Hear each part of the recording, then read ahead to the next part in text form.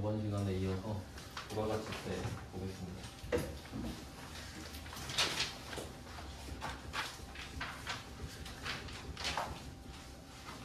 일단 특징을 보고 있는데 지금까지 했던 게 국세랑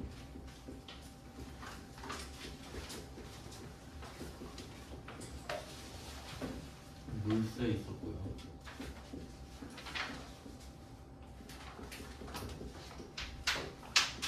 이거는 따로따로 봤고, 그다음에 그림 그려서 세 개를 묶어서 봤었는데, 간접세 있었고요. 간접세. 반대는 직접세입니다. 보통 좀 거칠게 말하면 직접세는 소득세 생각하시면 돼요. 내가 번 돈에 대해서 내는 세금이죠. 내가 부담하고 내가 내고. 간접세는 우리가 소비자 입장에서 부담만 하고요. 내주는 건 그 부가가치세를 거둔 사업주죠. 간접세가 있었고, 다단계 거래세도 있었죠. 다단계 거래세. 그래서 부가가치세를 그 국세청 입장에서 거래마다 부가세를 걷어서 내라. 이게 국세청 입장에서 안전합니다. 그래서 단계마다 걷게끔 돼 있고, 반대는 단단계 거래세인데, 참고로 단단계 거래세는 개별 소비세 정도 알고 계시면 돼요. 그 자동차 살 때 붙는 세금인데, 마지막에 최종 소비자가 살 때만 딱 한 번 붙거든요. 그 사이에는 절대 안 붙어요. 뭐 반대 개념이라서 그냥 굳이 쓴다면 이렇고, 그다음에 마지막이 전단계 세액 공제법입니다. 여기서 중요한 건 세액입니다. 세액. 이게 그 오답으로 한 번씩 나온 적이 있는데, 이게 오답이 전단계 거래액 공제법이거든요. 전단계 거래액, 이게 오답으로 나올 거예요. 나오면.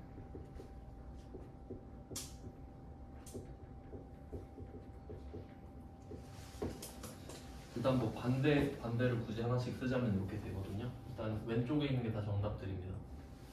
오른쪽은 오답들이죠. 이제 굳이 나온다는. 그리고 또 뭐 특징 중에 종가세도 있는데,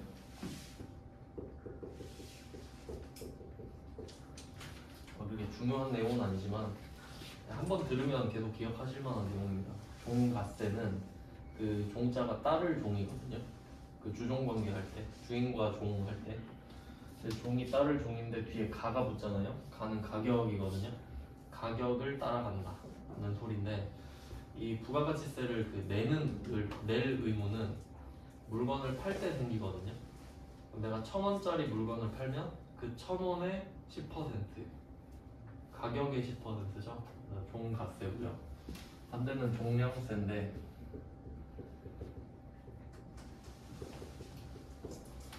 종량세는 양에 따라간다는 거거든요. 양에. 우리가 제일 쉽게 접할 수 있는 게 종량제 봉투입니다. 종량제 봉투. 그러니까 만약에 그 쓰레기 버릴 때 종가세면요, 그 비싼 쓰레기 버리면 돈을 많이 내야 돼요. 근데 상관없고 그냥 양에 정해져 있죠. 10L, 20L. 종량제 봉투예요. 뭐 이런 게 있어요. 그 부가가치세는 종가세, 그럼 종량세는 그 예시로 자동차세 정도 아시면 됩니다. 자동차세는 차를 갖고 있는 사람이 내는 세금이잖아요. 배기량에 따라 내니까. 배기량, 차 가격이 아니라 그 정도 되겠고요. 뭐 이런 특징이 있는데, 여기서 그 저번에 그림 그려드렸던 거는 내수 버전이라고 말씀드렸거든요. 국내 버전. 근데 이번에는 외수 버전을 볼 거예요. 수출 수입 관련된 내용을 보겠습니다. 이걸 지우고 볼게요. 이제 그 다음 특징은,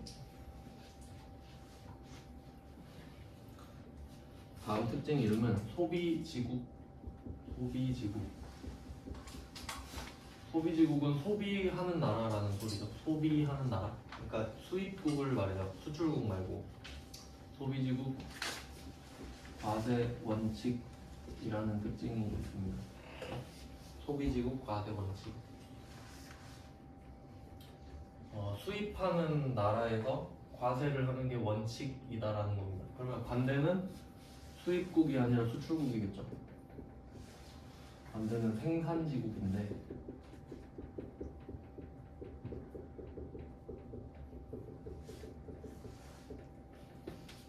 생산지국 과세 원칙을 쓰는 나라는 흔치 않거든요. 그 이유는 이제 이따 설명 들으면 이해하실 거예요. 소비지국, 수입국에서 과세를 한다. 그러면 이게 대전제부터 알아야 되는데 그 세법에서 대전제가 있어요. 세금을 거둘 때 절대 하면 안 되는 게 있는데 이중과세입니다. 이중과세. 세금을 2번 거두면 안 돼요. 그러니까 여러분이 월급을 한 번 받았는데 세금을 2번 떼면 안 되잖아요. 그러니까 그 행위나 물건에 한 번만 세금을 내라. 이게 기본이에요. 그래서 그 대전제가 이 전에 있는 게 이중과세는 금지되어 있다가 대전제예요. 이중과세 하지 마라. 당연한 말이죠. 이거는 나라가 바뀌어도 모두가 동의할 겁니다. 모든 나라에서 동의하겠죠. 그럼 이제 수출국이랑 수입국을 한번 나눠서 볼게요. 수출국이랑 수입국을 나눠서 보겠습니다.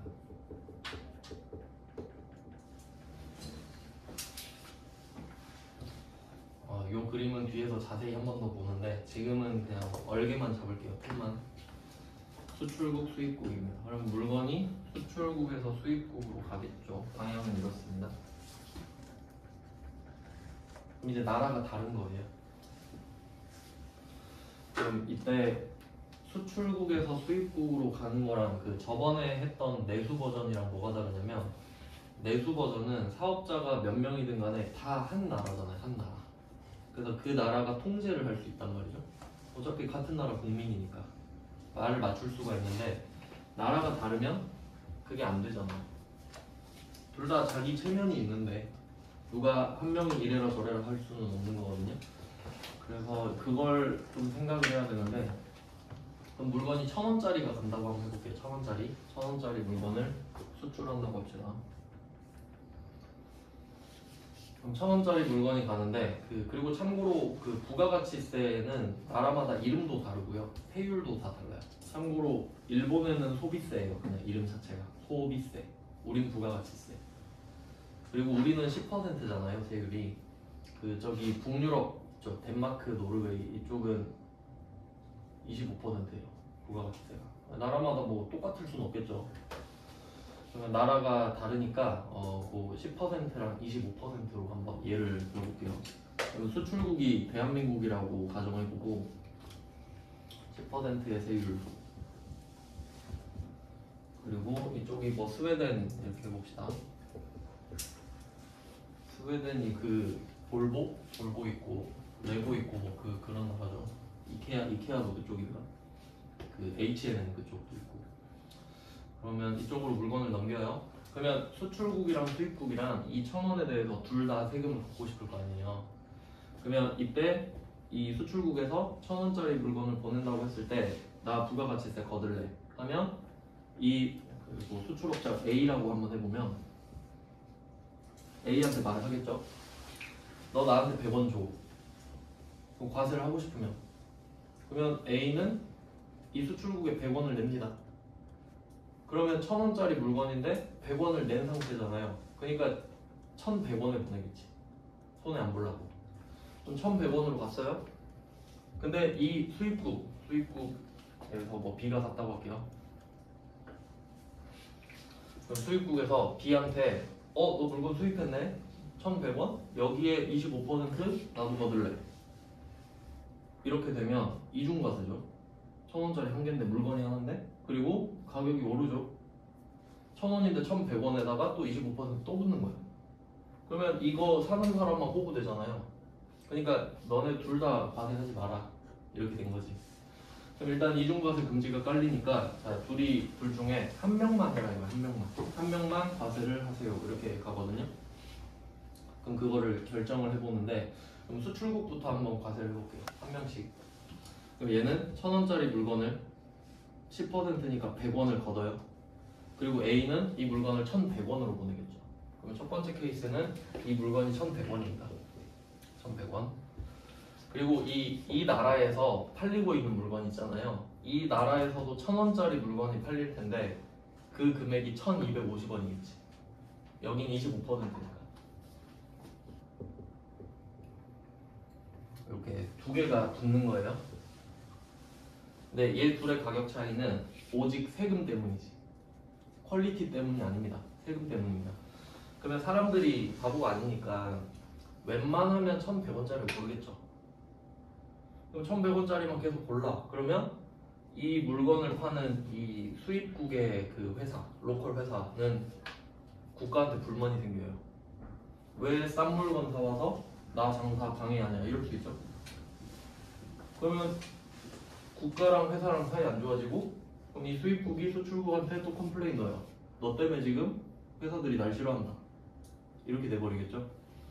그래서 이 방법은 좋지 않아요. 왜냐면 나라마다 세율이 똑같은 게 아니기 때문이에요.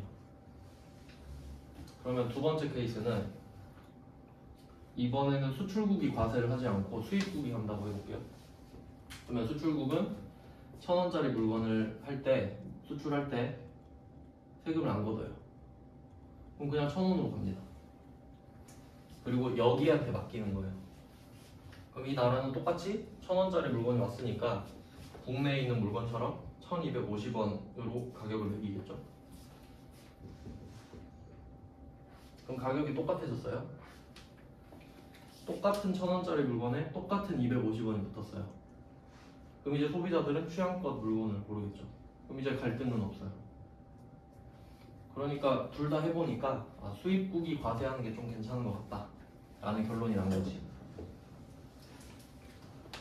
왜냐면 대부분의 국가들이 수입 수출을 하니까요.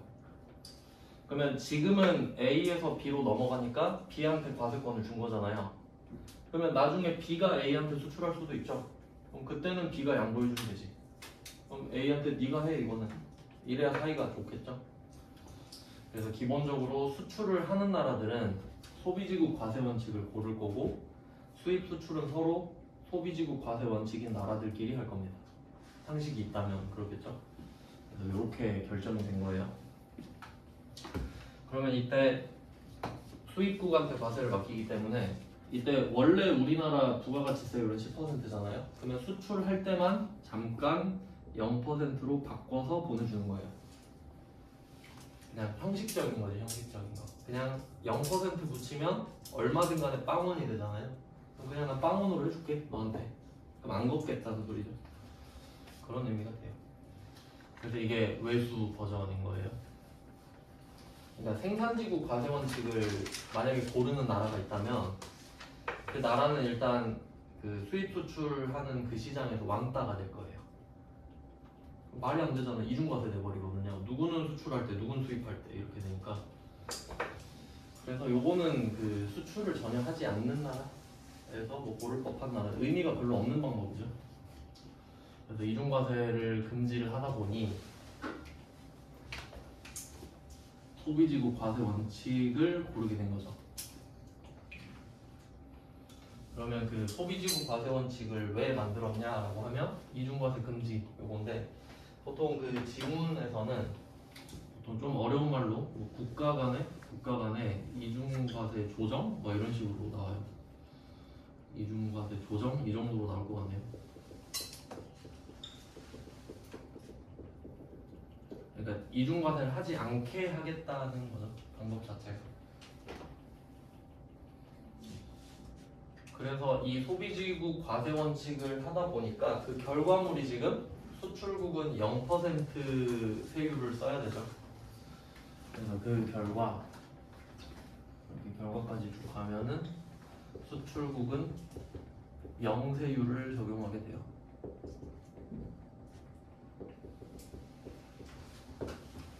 0% 세율이죠. 0세율.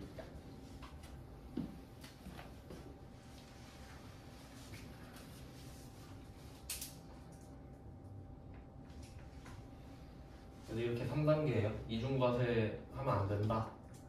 그럼 누가 할래? 소비지국이 하겠다.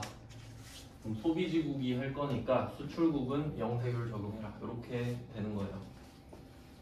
그래서 이게 시험에 좀 잘 나오는 게 영세랑 면세 비교하는 거 좀 잘 나오거든요. 영세, 면세. 그래서 그 각각 취지가 있으니까 그거 면세랑 한번 비교해 보면은 면세는 물세부터 시작했죠. 물세. 물세는 물건에 세금을 붙이니까 물건이 얼마든 간에 그 물건 값에 부가세가 붙잖아요. 그러면 상대적으로 소득이 적은 사람이 좀 약간 박탈감을 느낀다. 부담이 좀 더 크다. 그게 역진성이었어요. 이건 단점인데 이거를 완화시켜 주려고 면세 제도를 만들었죠. 뭐 면세랑 영세율은 취지를 좀 많이 물어봐요. 면세 왜 만들었냐 하면 역진성 완화하려고 하면 답이고, 영세율은 왜 만든 거냐라고 하면 뿌리로 가면 이중과세 금지가 되겠죠. 이중과세를 안 하려다 보니까 이렇게 되었다 정도. 그리고 또 여기서 중요한 게 면세는 면제된 거예요. 면제. 굳이 좀 비유를 하자면 그 우리나라에서는 남자가 군대를 가잖아요. 근데 군대 면제 받은 사람도 있죠. 뭐 몸이 안 좋거나 해서. 그럼 그 사람들은 면제를 받은 사람들은 예비군 훈련도 안 갑니다. 맞죠? 그게 면제, 면세 이런 느낌이에요. 그냥 아예 없어. 의무가 없는 거죠. 근데 영세율은 뭐 예를 들면 뭐 공익? 뭐 그런 느낌인가 좀 적절하지는 않은데 그런 느낌이에요. 그러니까 영세율도 세금이 있어요. 0이에요. 면세는 없는 거죠. 그러니까 뭐 이러면 좀 괜찮을 것 같은데 면세는 없다. 아예 없다. 영세율은 0입니다. 이게 수학적으로 접근을 하면은 없는 거랑 0이 있는 거랑 다르죠. 그러니까 얘는 있는 거잖아. 0이 있는 거. 얘는 없는 거. 요 차이거든요. 그래서 면세 사업자는 국세청의 그 세무서에 갈 일이 없어요. 낼 의무를 면제받았거든요. 갈 일이 아예 없어. 안 걷고 안 내고. 근데 영세율 사업자는 가요. 빵원 내요. 뭐 이 정도 차이가 있어요. 뒤에서 자세히 보겠습니다. 그리고 또 뭐 특징 중에 그 단일 비례세라고 하는데 단일 비례세율. 우리가 지금 세법을 부가가치세로 처음 배워서 뭐 그렇게 복잡하지는 않은데 그 부가가치세 10%잖아요. 단일 하잖아요. 10% 하나 딱 하나 있다. 그리고 비례세라는 것 자체가 퍼센트잖아요. 100만 원이어도 100만 원에 10%, 1000만 원이어도 1000만 원에 10%. 그냥 비례세. 그러니까 10% 하나밖에 없다. 이게 단일 비례세율이거든요. 근데 0%가 있지 않냐? 0%는 예외죠, 그냥. 해외에다 10% 할 수 없으니까. 그러니까 이때 단일 비례세율은 10%가 원칙이고 0%는 예외 정도가 되거든요. 근데 일단 결과적으로 부가가치세율은 두 개인 거예요. 10%와 0%가 있다. 이렇게 말하면 돼요. 왜냐면 면세는 아예 면제된 거니까. 10%, 0% 이렇게 두 개입니다. 정확히 말하면. 특징은 뭐 이 정도 보면 될 것 같고요. 이제 다음에 봐야 될 거는 그 사업자예요. 이제 사업자. 이 부가가치세 그 세법마다 납세 의무자가 중요하다고 했잖아요. 그러니까 세법은 세금을 거두려고 만든 법인데 누구한테 세금을 거둘 거냐가 중요하겠죠.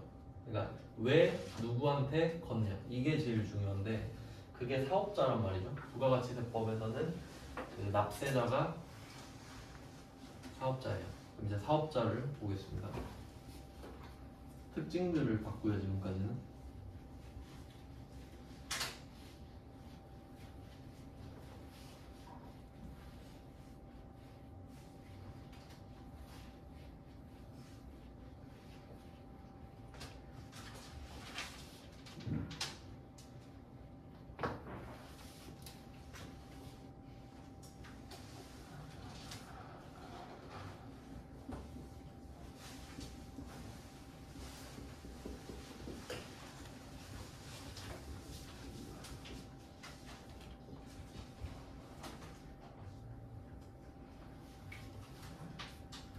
과세사업자랑 면세사업자 두 개로 나뉩니다.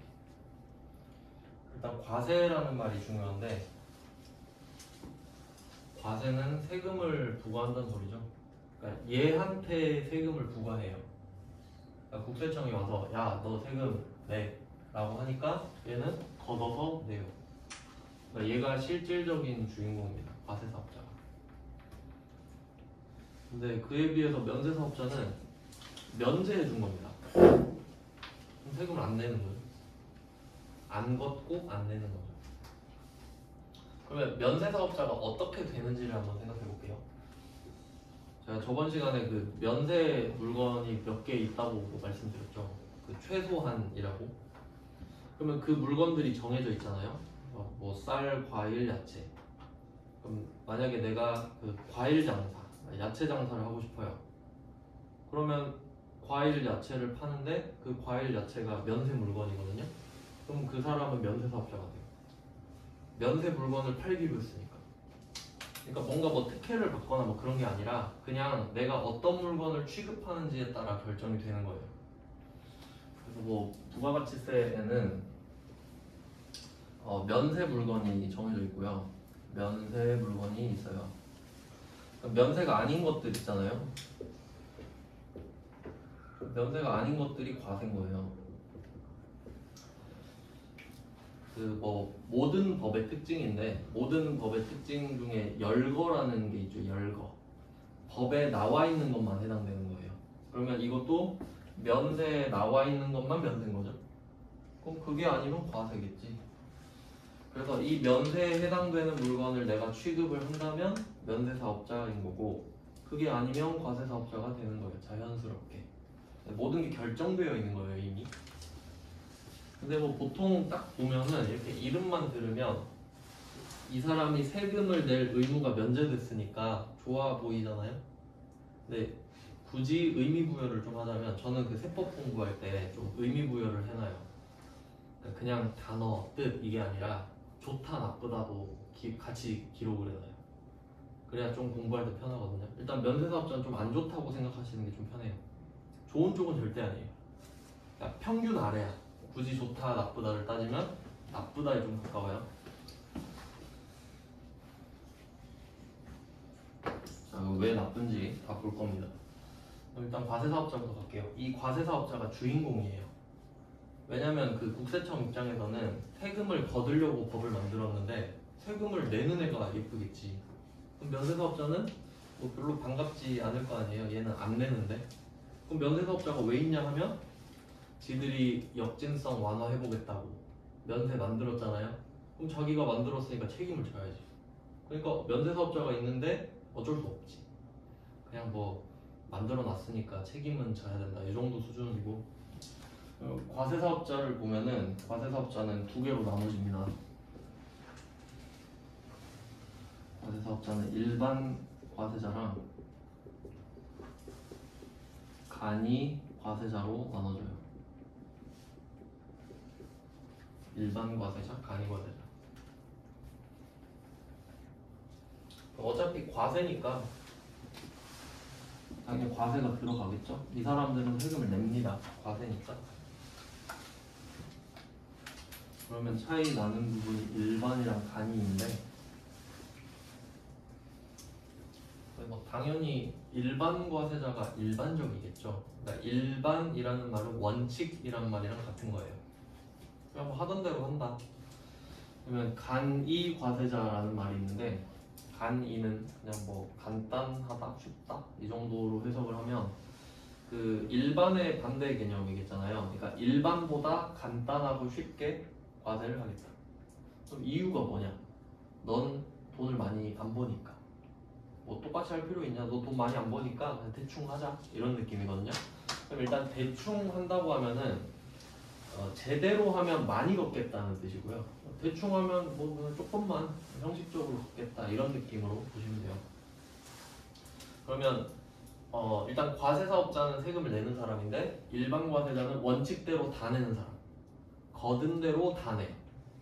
근데 간이과세자는 그보다는 좀 대충, 좀 봐주는 거죠. 그냥 그 정도 의미가 있는데, 그럼 이유는 돈을 많이 못 번다 그랬죠. 그러면 이때 돈을 많이 못 버는 사람한테 약간 좀 혜택을 주겠다 정도의 느낌인데, 근데 이 부분이 아마 여러분이 부가가치세를 써먹을 때 가장 유용한 부분이거든요. 이 부분을 좀 잘 들어두시면 좋아요. 그럼 한번 기준을 정해볼게요. 그러면 간이과세자는 좋은 거잖아요. 근데 그 세법은 보통 좀 공평하게 가거든요. 그러니까 이 사람은 의무가 좀 적잖아요. 의무가 없는 건 아닌데 조금 적죠? 그러면 혜택도 조금만 줘요.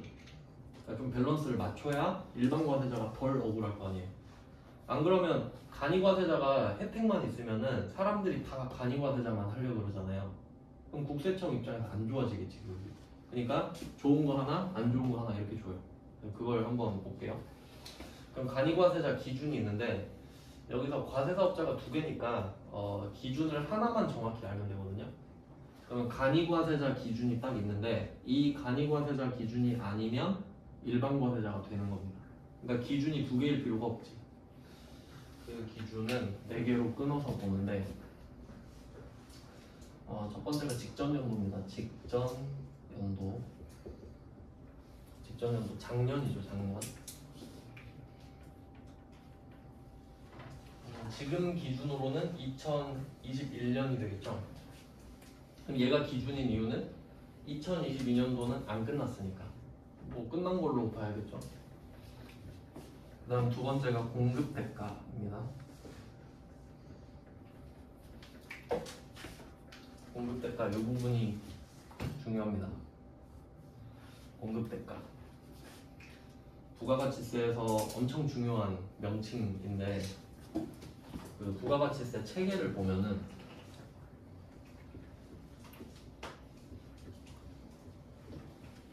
일단 공급가액이라는 말이 있거든요. 공급가액. 여기서 공급은 물건을 파는 걸 말해요. 내가 공급했다 하는 말은 팔았다 이 말이죠. 공급한 물건의 가격 이렇게 되거든요.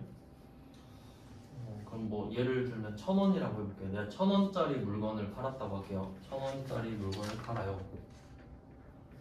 그럼 여기에 부가가치세가 붙는 거죠.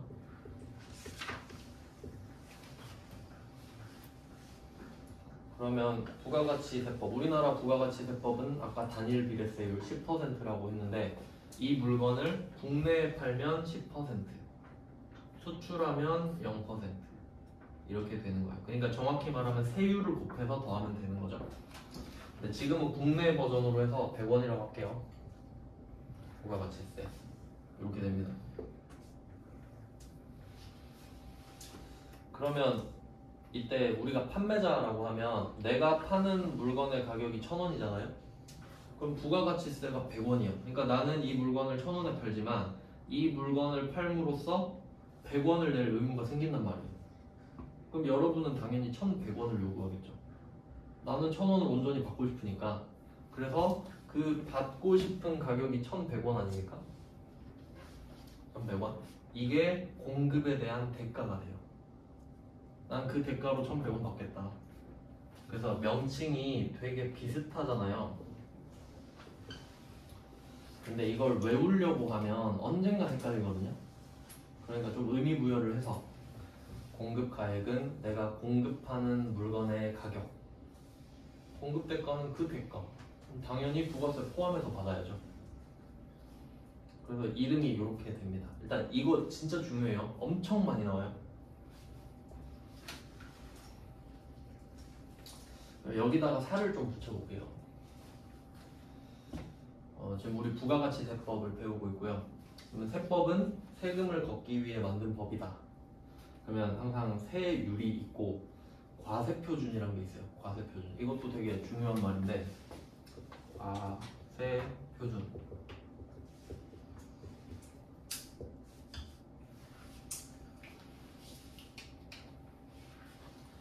과세표준은 세금을 부과할 때 기준이 되는 걸 말하거든요. 그러면 세법이 25개 있는데 전부 다 과세표준이 똑같진 않겠지. 세금을 걷는 방법이 다르고 세율도 다를 텐데, 그러면 세법마다 전부 다 다른 과세표준이 있을 겁니다. 그러면 그 과세표준이 지금은 뭐냐 이거지. 부가가치세에서는 그렇게 생각해야 되거든요. 그러니까 우리가 부가가치세 하나만 배우니까 더 위험해요. 그러니까 두 개를 같이 배우면 패턴이 나오거든요. 아, 얘 둘은 다르고 다른 것도 다르겠네 이렇게 생각할 수 있는데 한 개만 배우잖아요. 그러면 과세표준은 이거구나 이렇게 돼버려. 그럼 진짜 위험하거든요. 그래서 그런 말 있잖아요. 사람이 책 한 권만 읽은 사람이 제일 무섭다고. 이상한 신념을 갖고 있잖아요. 두 권 이상을 읽어야 아, 이런 것도 있고 저런 것도 있구나 이런 느낌이니까. 그러면 이때 이 과세표준이 부가가치세에서는 공급가액이에요. 요거 매칭을 잘 하셔야 돼요. 그러니까 부가가치세법은 부가가치세를 걷겠다고 만든 법이잖아요. 그럼 너 어디다가 세금을 거둘래? 공급가액에 매기겠습니다. 이렇게 된 거지. 그럼 공급가액 얼마야? 이렇게 물어보니까 1,000원이요. 그럼 1,000원에 10% 내. 그럼 내가 판매하는 물건 가격이 곧 과세표준이 되는 거죠. 이 법에서. 이거 되게 중요해요. 그러니까 이 법에선 공급가액이 과세표준이죠. 그럼 일단 다른 법에서는 아닌 거예요. 그 정도를 아셔야 돼요. 이걸 대충 설명하면은 그 공급가액이랑 과세표준이랑 같은 뜻으로 생각을 해버리더라고. 그건 아닌 거죠.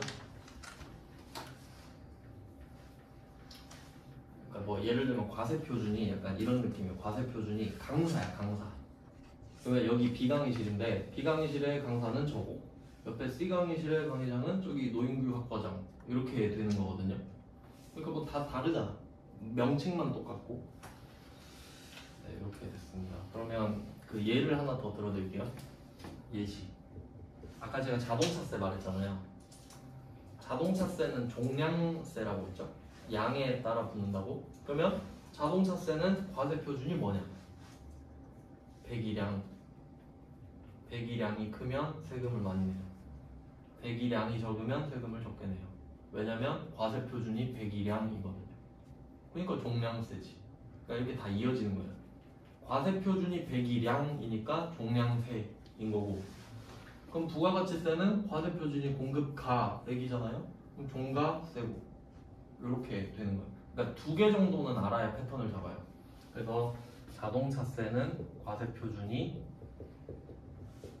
배기량이다. 이 정도까지 알아두시면 조금 나중에 봤을 때 떠올리기가 쉬울 것 같아요.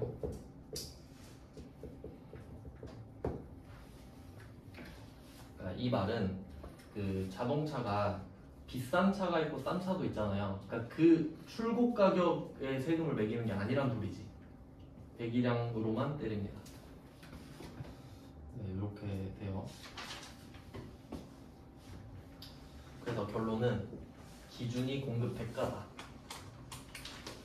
왜냐면 그 일반적인 상식이라면 공급 가액으로 가야 맞거든요. 공급 가액으로 가야 맞아요. 여기에 세율을 따로 구하니까, 세금을 따로 구하니까.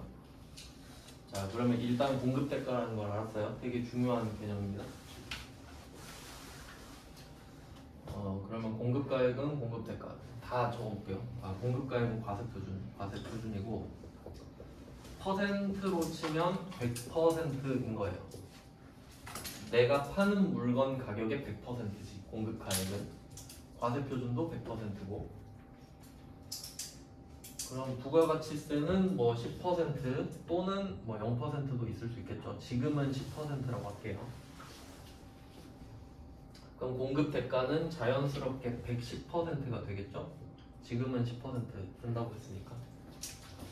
그럼 이때 그 부가가치세가 몇 퍼센트냐라고 했을 때 이제 정확히 말하면 10%라고 하는 것보다는 110분의 10이라고 하는 게 정확한 표현이에요.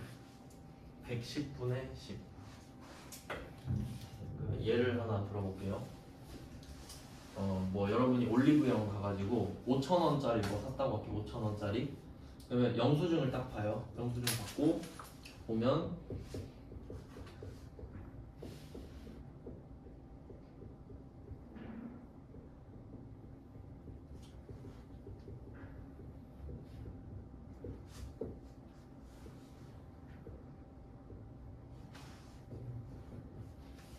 이렇게 써 있습니다. 영수증에.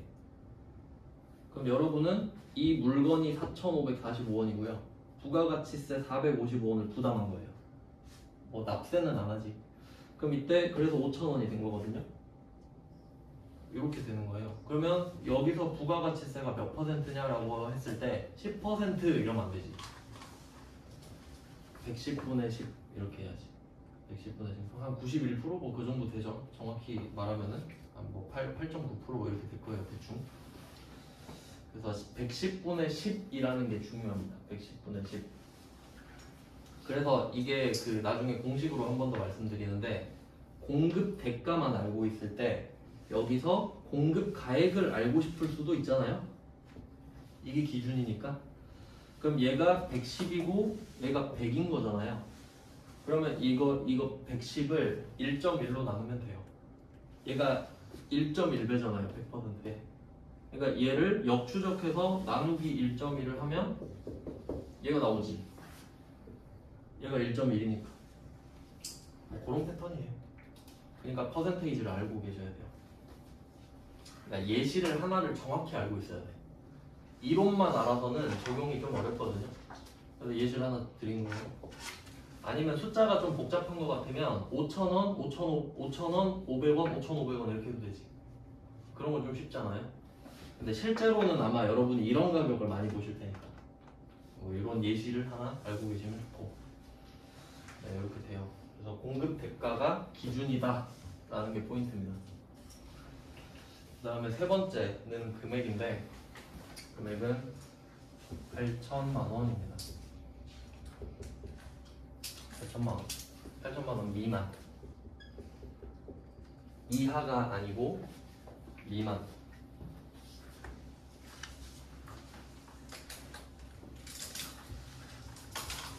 그 실제로 세법에서 좀 제일 짜증나는 게 이런 거거든. 미만, 이하 이런 건데 일단 결과적으로 말씀을 드리면은 그 기준이 간이과세자만 있다고 했잖아요. 그럼 8천만 원 미만이어야 간이과세자예요. 그 말은 8천만 원이면 간이과세자가 아닙니다. 그렇게 생각하셔야 돼요. 8천부터는 간이가 아니다. 이렇게 생각하시는 게 좀 나아요. 8천 미만 이러면 나중에 이하랑 좀 헷갈려서. 네, 미만 이런 걸로 장난을 치면 안 되는데 혹시 모르니까 8천만 원. 근데 이게 8천만 원 같은 경우는 사실 논리가 없습니다. 그러니까 직전 연도는 논리가 있잖아요. 올해가 안 끝났으니까 작년 거 가라. 이건 이해할 수 있지. 그리고 공급 대가 이것도 사실 외우는 겁니다. 그냥 우린 공급 대가로 하겠다. 그럼 우린 외우는 거지 그냥. 8천만 원 이것도 외워야죠. 미만도 외우는 거고.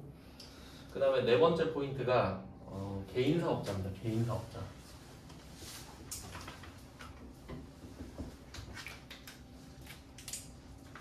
개인 사업자. 여기서 중요한 게 개인입니다.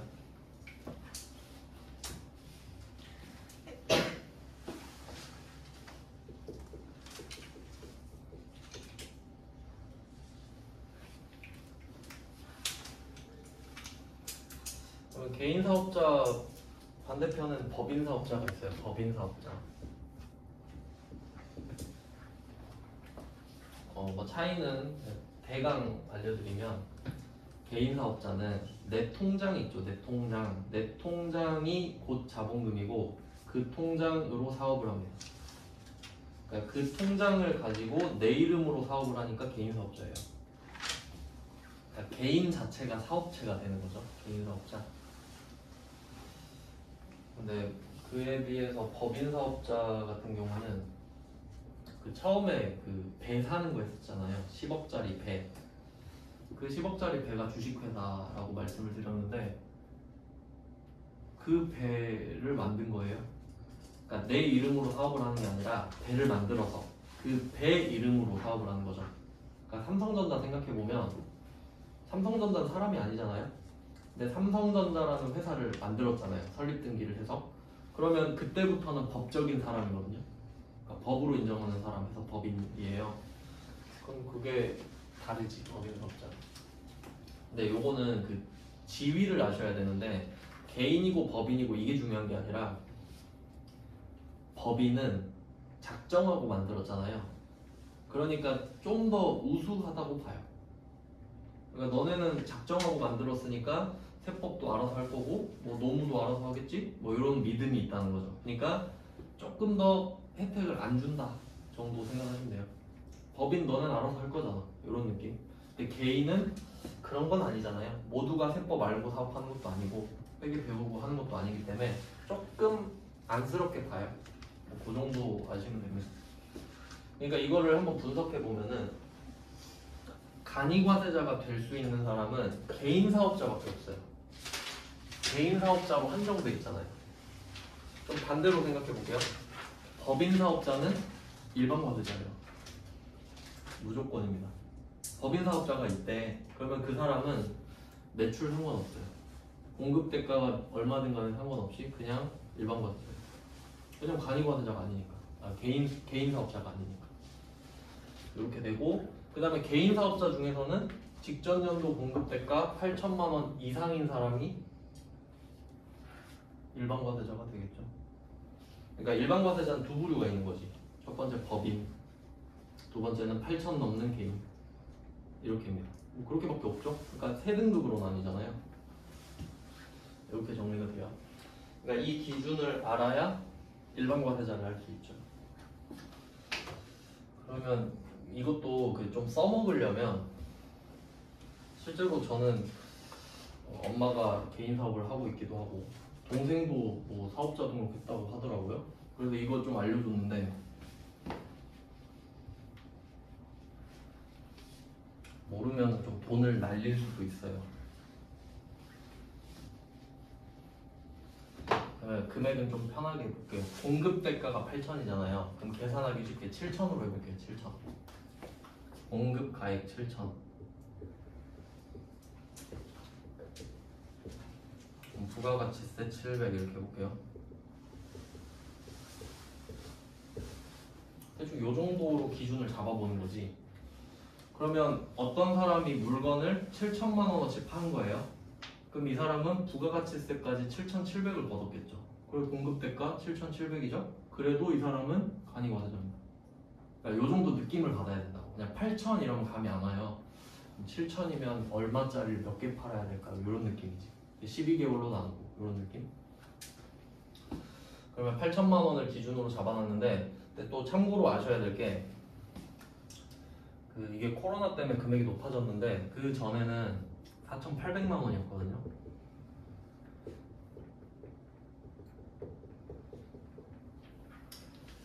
근데 사실은 세법 특성상 세법은 바뀌면 그 전건 필요 없습니다. 바뀌었기 때문에. 근데 이걸 왜 말씀드리냐면 그 전에는 4,800만 원 미만이 간이과세자였거든요.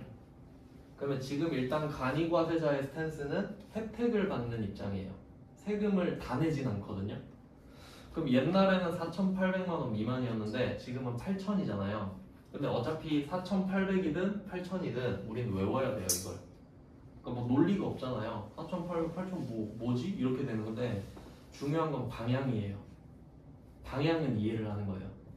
4,800에서 8,000이 된 거랑 8,000에서 4,800이 된 거랑 다르잖아요, 방향이. 그럼 방향이 왜 그렇게 됐는지는 이해를 하는 거지. 숫자는 이해를 할 수는 없지만. 그럼 옛날보다 간이과세자를 늘려주겠다는 소리죠. 그럼 대충 유추해 보건데 코로나 때문에 힘드니까 뭐 그 정도로 좀 의미를 부여해야 좀 오래 간다는 거예요. 코로나 때문에 힘들어서 좀 늘려주려나 보구나 라고 하면 여기서 한번 끊고 가야겠는데. 네, 뭐 그렇습니다. 원래는 바뀌어서 알 필요가 없는데 지금은 알고 있어야 돼서 말씀을 드리는 거예요. 좀 쉬다가 이어서 설명드리겠습니다.